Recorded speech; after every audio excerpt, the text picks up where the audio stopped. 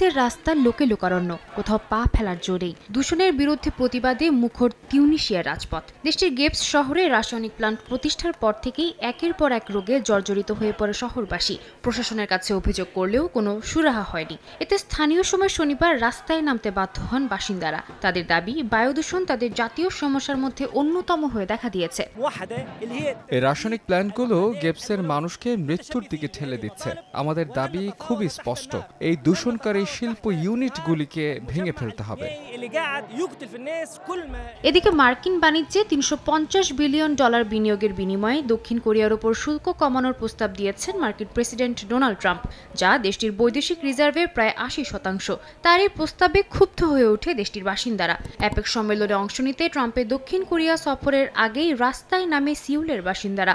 মার্কিন প্রেসিডেন্টের ব্যঙ্গাত্মক ছবি ও নো ট্রাম্প লেখা প্ল্যাকার্ড হাতে নিয়ে প্রতিবাদে উত্তাল হয়ে ওঠেন তারা।